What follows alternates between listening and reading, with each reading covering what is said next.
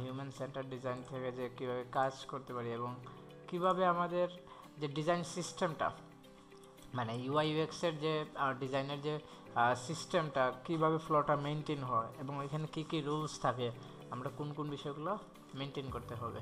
তো first of all যদি আমরা যাই, একটা প্রোডাক্ট তৈরি হয়, ঠিক আছে, আমরা কিন্তু ইয়েতে বলছিলাম গতকাল মনে বলছিলাম এখানে আমরা প্রোডাক্ট বলতে ডিজাইন বুঝবো, ঠিক আছে, মানে আমরা সহজভাবে বোঝার জন্য আমরা ডিজাইন বুঝবো। বাট আমরা প্রফেশনালি যখন কথাবার্তা বলবো ক্লায়েন্টের সাথে হোক, কোনো বোর্ড মিটিংয়ে হোক বা কখনো মনে ইন্টারভিউতে হোক, তখন আমরা সেটাই কী বলবো, প্রোডাক্ট বলবো।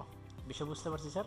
মানে আপনি একটা অ্যাপ্লিকেশন রান করতে যাচ্ছেন, লাইক হচ্ছে এই যে ফুড পান্ডার যে বিষয়টা, ঠিক আছে, মানে ফুড ডেলিভারির যে বিষয়টা, এই ফুড ডেলিভারিটা কিন্তু একটা অ্যাপ্লিকেশন, রাইট? সো এই যে অ্যাপ্লিকেশনটা, এই অ্যাপ্লিকেশনটাকে আপনি ডিজাইন বলতে পারবেন না, এটাকে আমরা কী বলবো, হ্যাঁ ডিজাইন বলা যাবে, বাট আমরা প্রফেশনালি এটাকে ইউজ করার জন্য কী বলতে পারি, প্রোডাক্ট বলতে পারি। বিষয় বুঝতে পারছি? সো ফার্স্ট অফ অল কী হয়, একটা প্রোডাক্ট ক্রিয়েট হয়, রাইট? এখন এই প্রোডাক্টটা কই থেকে আসে বা কীভাবে আসে? এই প্রোডাক্টটা বেসিক্যালি আমাদের প্রবলেম থেকে তৈরি হয়। বিষয় বুঝতে পারছি আমরা? প্রোডাক্ট কীভাবে তৈরি হয় স্যার? প্রবলেম থেকে তৈরি হয়। সবসময় মাথায় একটা বিষয় রাখবেন, ইউআই ইউএক্স ডিজাইনারদের কাজ যেটা হচ্ছে, তারা হচ্ছে কোনো প্রবলেমের সলিউশন দেওয়া। বিষয় বুঝতে পারছি? মানে আমরা কোনো একটা প্রবলেম হবে, লাইক কী করতে পারতেছি না, তারা এই পিচে ভালো বিডিং করতে পারতেছি না, কোনো মানে দুই পক্ষ টিমে কী করতে পারতেছি না, মানে 10 রান 20 রানে অল আউট হচ্ছে দুই পক্ষ টিমে, তাহলে বোঝা গেল কি, মানে এক পিচটা কি বোলিং সহায়ক পিচ, বাট ব্যাটিং সহায়ক পিচ না, যার জন্য একটা প্রবলেমে কী করতে হবে, সলভ আউট করতে হবে। সো প্রোডাক্ট কীভাবে তৈরি হয়, প্রবলেম থেকে প্রোডাক্ট তৈরি হয়। এরপরে দেখেন, প্রোডাক্ট যখন আমরা যে কোনো একটা প্রবলেম পাইলাম, ঠিক আছে, প্রবলেম থেকে তারপর কী করবো, আমরা প্রোডাক্ট ক্রিয়েট করার সিদ্ধান্ত নেব। তারপর আমাদের কী করতে হবে, ইউএক্স করতে হবে। বিষয় বুঝতে পারছি? কী করতে হবে, ইউএক্স, দ্যাট মিনস হচ্ছে যে ইউজার এক্সপিরিয়েন্স। ইউজার এক্সপিরিয়েন্সটা কীভাবে আসবে, রিসার্চ থেকে আসবে। কোথায় থেকে আসবে, এটা রিসার্চ থেকে আসবে। আমরা কিন্তু উল্টো দিক থেকে যাচ্ছি, আমরা একটু দেখি, ফাইনালি কিন্তু আমাদের এই যে দেখেন এইভাবে আসবে, ঠিক আছে, এইভাবে আমাদের কাজগুলো আসবে। আমি আসতেছি,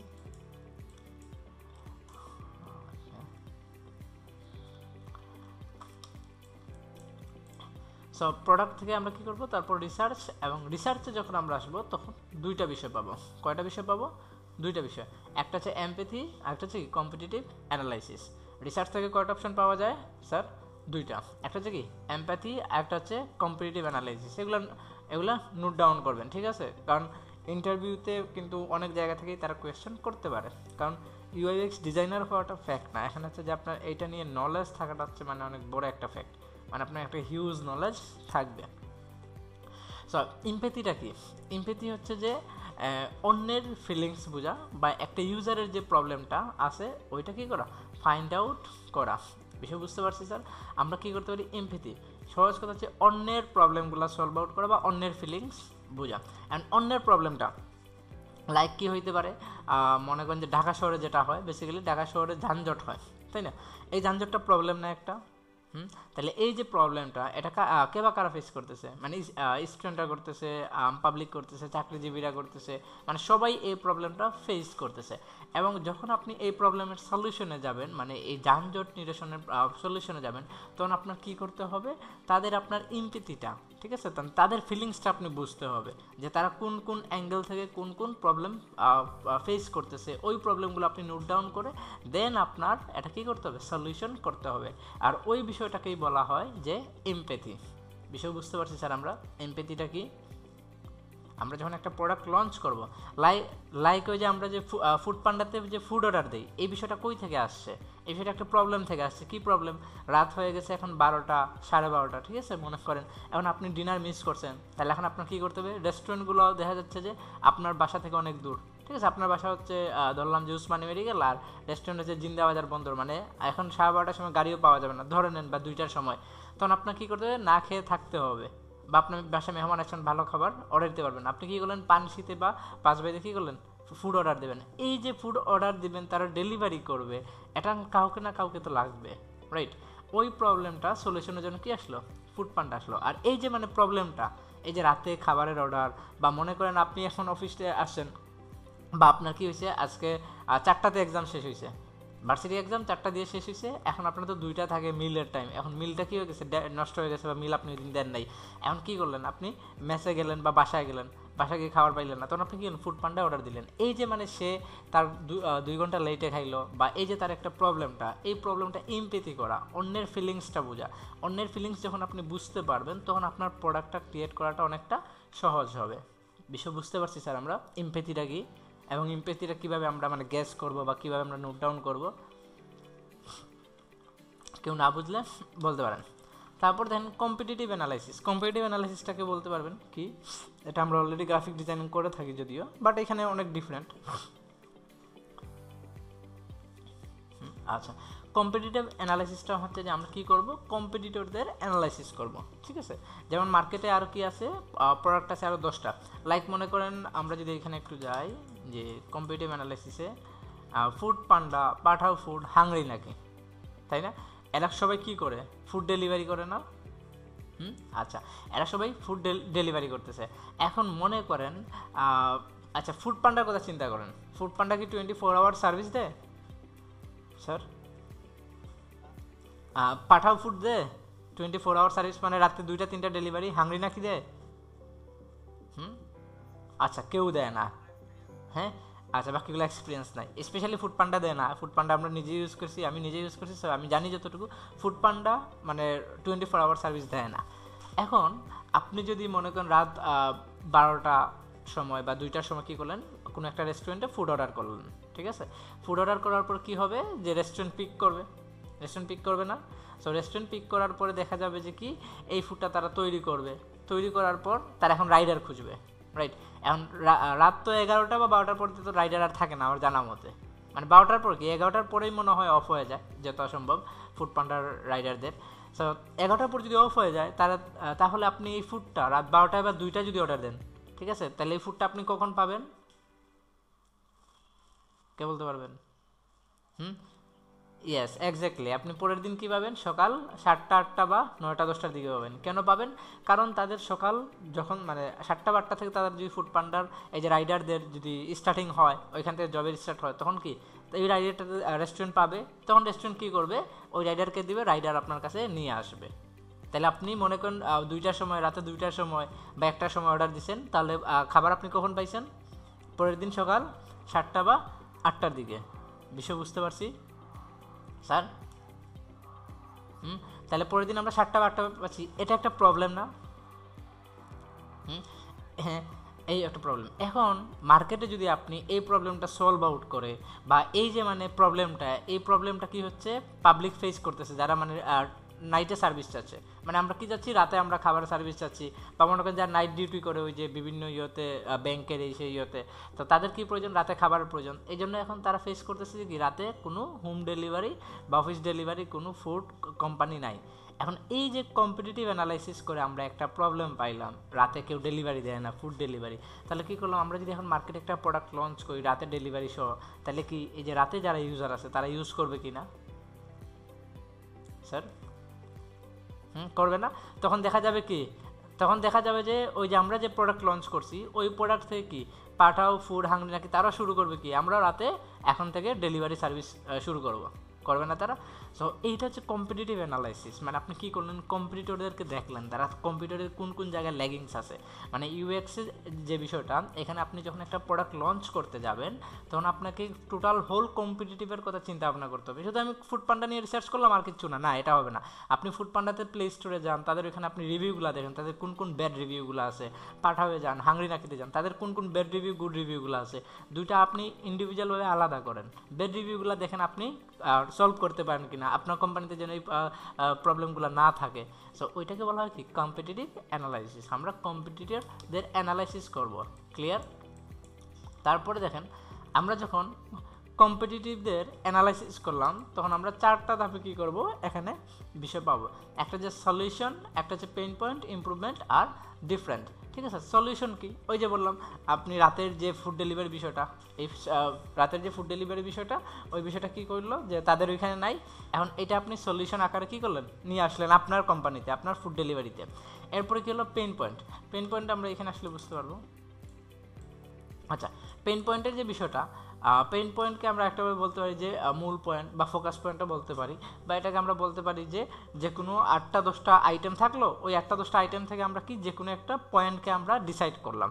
দ্যাট মিনস এটা আমরা আরও বেটার হতে বলতে পারি যে মূল যে সাবজেক্টটা বা বিষয়টা, ঠিক আছে। মনে করেন যে এখানে এক্সাম্পল আকারে এটা বলা যায় যে মনে করেন আমাদের কাছে 10টার কালার থাকলো, ঠিক আছে, ইয়েলো, তারপর রেড, তারপর হচ্ছে কি থাকলো যে ব্লু, সায়ান, এরকম 10টা কালার থাকলো। এবং ওই 10টা কালার থেকে কী করলাম, আপনার এখন তো সবগুলো ফেভারিট থাকবে না, তাই না? একজন মানুষের তো আর 10টা কালারের মধ্যে 5টা কালার ফেভারিট থাকতে পারে না। আপনাকে বলা হইলো যে আপনার ফেভারিট একটা কালার চুজ করেন, ঠিক আছে। ওইটাই হচ্ছে পেইন পয়েন্ট। বিষয় বুঝতে পারছি স্যার? মানে আমরা কম্পিটিটিভ অ্যানালাইসিসে এটা কীভাবে জাজ করব, যে কম্পিটিটিভ অ্যানালাইসিসে কিন্তু আপনি তার সব যে প্রবলেমগুলো আছে সবগুলো প্রবলেম নিয়ে আপনি এখানে কী করতে পারবেন না, মানে একসাথে কাজ করতে পারবেন না। আপনাকে প্রথমে যে কোনো একটা পয়েন্ট ধরতে হবে। আপনি মানে ফুড পান্ডাতে প্রবলেম পাইছেন কি, তাদের রাইডারদের বিহেভিয়ার খারাপ, কথার কথা। তারপর হচ্ছে কি তারা রাতে ডেলিভারি দেয় না। তারপর হচ্ছে যে তাদের যে অ্যাপ আছে, অ্যাপটা ইউজ করতে গিয়ে হ্যাং হচ্ছে, স্লো হচ্ছে। তারপর তাদের পেমেন্ট সিস্টেম ভালো না। এই যে মানে আপনি প্রবলেমগুলো পাচ্ছেন কম্পিটিটিভ অ্যানালাইসিস করতে গিয়ে। এখন এইরকম আপনি যদি 10টা প্রবলেম পান, ঠিক আছে, এই 10টা প্রবলেম থেকে আপনি একসাথে কাজ করা শুরু করতে পারবেন না। আপনাকে ডিপার্টমেন্ট ওয়াইজ কাজ করতে হবে এবং যে কোনো একটা পয়েন্ট নিয়ে আপনাকে কী করতে হবে, এগিয়ে যেতে হবে। তারপরে দেখেন আমরা কী পাচ্ছি, এখানে ইমপ্রুভমেন্ট পাচ্ছি। কী পাচ্ছি? ইমপ্রুভমেন্ট। এখন আপনি ওই যে পয়েন্টগুলো পাইছেন, ঠিক আছে, ওই পয়েন্টগুলোকে যতটুকু পারেন ইমপ্রুভমেন্ট করতে হবে। এবং এইটা আপনি কিন্তু ইমপ্রুভমেন্টের বিষয়টা অনেকে মনে করে যে আমি আমার এই সিস্টেমটা, মানে এই যে রাতের যে ডেলিভারি সিস্টেমটা আমি পাইছি, এখন এটা আমি আর কোম্পানিতে অ্যাড করছি, এই শেষ হয়ে গেছে। কিন্তু এটা হচ্ছে মানে একটা রং ওয়ে। আমরা যখন একটা প্রোডাক্ট লঞ্চ করব, যখন অন্য কোনো কম্পিটিটিভদের যে প্রবলেমগুলো পাবো, ওইগুলোকে অ্যানালাইসিস করে যে সলিউশন পাবো, সলিউশন করার পরে বা ওই সিস্টেমটা ইমপ্লিমেন্ট করার পরে আমাদের এটা সবসময় কিসে থাকতে হবে, ইমপ্রুভমেন্টে থাকতে হবে। বিষয় বুঝতে পারছেন? মানে আমরা ওই যে একটা বিল্ডিং বানাইলাম 2 তলা, ঠিক আছে, 2 তলা বানানোর পরে দেখা গেল যে আমরা এখানে 2 তলায় অনেক বড় জায়গা, 4টা ইউনিট ধরেন, 4টা ইউনিট থেকে আমরা পাচ্ছি হচ্ছে 15,000 করে 60,000 টাকা মাসে ভাড়া, ঠিক আছে। এখন আপনি চিন্তা করলেন যা 60,000 টাকা তো আমার জন্য অনেক, আর কি করে কি হবে, এটাই থাক। এখন 5 বছর পরে দেখা গেলো যে 60,000 টাকা কি আপনার ওই যে বিল টিল সব কিছু মিলায়, মানে আপনার হাত খরচই হচ্ছে না 60,000 টাকা, তাই না? তাহলে আপনাকে কী করতে হবে, এখান থেকে ইমপ্রুভমেন্টের কথা চিন্তা ভাবনা করতে হবে। আপনি কী করলেন, ওই 60,000 টাকার সাথে আরও কিছু দিয়ে এখন প্রতি মাসে কী করতেছেন, একতলা একতলা করে ইমপ্রুভ করার ট্রাই করতেছেন। এতে কী হবে, তখন আপনার একটা ইন ফিউচার ভালো বেনিফিট আসবে। সো ওইভাবে আমাদের কী করতে হবে, ইমপ্রুভমেন্টের বিষয়টা খেয়াল করতে হবে। এরপরে কম্পিটিটিভ অ্যানালাইসিস করে আমরা আরেকটা যে বিষয় পাই সেটা হচ্ছে কি, ডিফারেন্ট। আর সবসময় আমাদের প্রোডাক্টের ক্ষেত্রে সবসময় যেটা চিন্তা ভাবনা করতে হবে আমাদের, সেটা হোক পেমেন্ট মেথড হোক, সেটা হোক যে আমাদের ডেলিভারি সিস্টেম হোক, সেটা হোক আমাদের রাইডারের সাথে যে চুক্তির বিষয়টা, বা সেটা যে হোক যে আমরা যে কোম্পানিগুলোর সাথে, কারণ এই যে ফুড পান্ডাগুলো তারা কিন্তু রেস্টুরেন্টের সাথে কী করতেছে, কোনো একটা চুক্তি করতেছে। সো ওইগুলো থেকে কী করতে হবে, মানে ডিফারেন্ট রাখতে হবে। মানে একটা কোম্পানি থেকে আরেকটা কোম্পানির যে সিস্টেমগুলো আছে এগুলো কী থাকতে হবে, ডিফারেন্ট থাকতে হবে। এবং এগুলো হচ্ছে ইউজার ফ্রেন্ডলি থাকতে হবে। যদি ইউজার ফ্রেন্ডলি না থাকে তখন কি হবে, তখন দেখা যাবে যে আমি ফুড পান্ডাতে অর্ডার দিয়ে যে ফিডব্যাকটা পাইছি, পাঠাওতে আমি অর্ডার দিয়ে সেম ফিডব্যাকটা পাইছি, মানে দুজন থেকে আমি খারাপ বিহেভিয়ার পাইছি।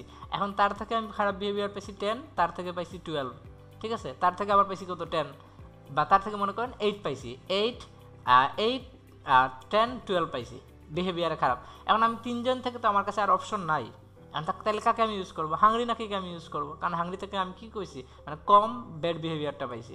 সেই জন্য আমাদের কী করতে হবে, মানে একটা কোম্পানি থেকে আরেকটা কোম্পানিকে ডিফারেন্ট ওয়েতে করতে হবে, সাজাইতে হবে। বা আমরা যে প্রোডাক্টগুলো লঞ্চ করবো এগুলো কী করতে হবে, ডিফারেন্ট ওয়েতে অ্যারেঞ্জ করতে হবে। বিষয় বুঝতে পারছি আমরা স্যার কম্পিটিটিভ অ্যানালাইসিসের? কারো কোনো প্রশ্ন আছে? এরপর দেখি আমরা এখানে এমপ্যাথি। এমপ্যাথিটা কি বলছিলাম আমি, যে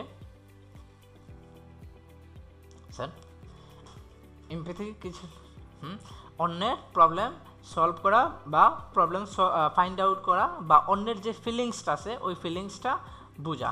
বিষয় বুঝতে পারছি? এখন এখানে যদি আমরা দেখি যে empathy in UX design, empathy is the ability to understand someone else feelings or thought in a situation। মানে যে কারো মানে তার সিচুয়েশন থেকে তার চিন্তা ভাবনা, তার ফিলিংসটা বোঝাটাকে কি বলা হয়, এমপ্যাথি বলা হয়। এবং এটা আমরা ডিজাইনে কীভাবে ইউজ করতে পারি, জাস্ট দেখি যে এমপ্যাথি ম্যাপ, ঠিক ঠিক আছে। এই যে এমপ্যাথি ম্যাপ কি বলা হয়, N easily understand chart that explain everything designer have learned about type of user. মানে এইখানে 4টা বিষয় আছে। এমপ্যাথি ম্যাপ আপনারা যখন ওই যে ডিজাইন করবেন, ঠিক আছে, যখন আমরা কেস স্টাডি করব, আপনাদের কেস স্টাডি দেবো করতে, গ্রুপ কেস স্টাডি করবেন, তারপর আবার পার্সোনাল কেস স্টাডি করবেন। কেস স্টাডিগুলো অনেক মানে লং হয়ে থাকে ইউএক্সের ক্ষেত্রে। সো ওইখানে একটা অপশন থাকবে যে আপনার কি এমপ্যাথি ম্যাপস, কি থাকবে এমপ্যাথি ম্যাপস। এবং এই এমপ্যাথি ম্যাপসের কাজটা কি, এই 4টা বিষয় নিয়ে এমপ্যাথি ম্যাপস হয়।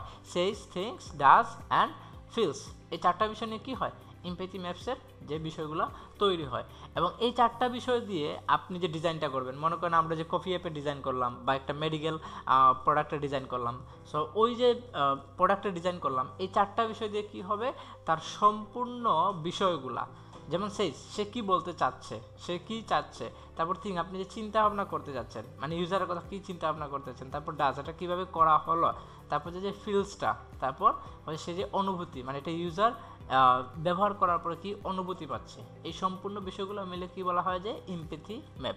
যখন এটা আমরা ফাইনাল ডিজাইনে যাব, ওই যে কী বলা হয় কেস স্টাডিতে, তখন এটা আমরা আরও ডিটেলসে জানার চেষ্টা করব এবং এটা কিভাবে কাজ করে ওইখানে দেখবো ইনশাল্লাহ। তারপরে দেখেন এখানে আমাদের, তারপরে যে পেইন পয়েন্ট বলছিলাম না, এখানে আমাদের পেইন পয়েন্ট ছিল, পেইন পয়েন্টে দেখেন 4টা টাইপ আছে। কয়টা আছে? 4টা টাইপ আছে। যেমন প্রসেস আছে, ফাইন্যান্সিয়াল আছে, সাপোর্ট অ্যান্ড প্রোডাক্ট। কী কী আছে? প্রসেস, ফাইন্যান্সিয়াল, তারপর হচ্ছে কি সাপোর্ট অ্যান্ড প্রোডাক্ট। যেমন ফাইন্যান্সিয়ালে কী বলা হয়েছিল, যে পেওয়েল ব্লকসে আর্টিকেল, মানে আপনি কী করতে পারেন, একটা ফাইন্যান্সিয়াল দিক থেকে তাদেরকে সাপোর্ট দেওয়ার যে চিন্তাভাবনা করতে পারেন, মানে কাস্টমারের এখানে একটা পেইন পয়েন্ট কিন্তু 2 টাইপ হয়। কয় টাইপ হয়? 2 টাইপ। একটা হচ্ছে একটা হচ্ছে যে আমাদের ইউআইয়ের ক্ষেত্রে, ঠিক আছে, একটা কিসের ক্ষেত্রে, ইউআই মানে ইউজার ইন্টারফেস যে আমরা ডিজাইনটা করতেছি ওইটা, আর একটা হচ্ছে কি ইউজার এক্সপিরিয়েন্স। আর এই ইউজার এক্সপিরিয়েন্সটা মূলত কার উপরে ইমপ্লিমেন্ট করা হয়, কাস্টমারদের ওপর। কার ওপর? কাস্টমারদের ওপর। বিষয় বুঝতে পারছি আমরা। তো এখানে এগুলো আমাদের ওই যে যখন কেস স্টাডিতে যাবো তখন আমাদের এই পেইন পয়েন্ট আর এই যে এমপ্যাথি ম্যাপ, এই 2টা আমাদের লাগবে, তখন ওইটা আমরা আরও ডিটেলসে জানতে পারবো। জাস্ট এগুলো পয়েন্টগুলো নোট ডাউন করতে পারেন। যে টাইপ অফ পেইন পয়েন্ট 4টা হয়, যে process, financial, support and product, এগুলো জাস্ট মনে রাখলে হবে। তখন ওইগুলো আমরা এখানে গিয়ে যখন এই যে প্রোডাক্ট নিয়ে কাজ করব তখন আমাদের ডিটেলসটা আসবে। বুঝতে পারছি স্যার?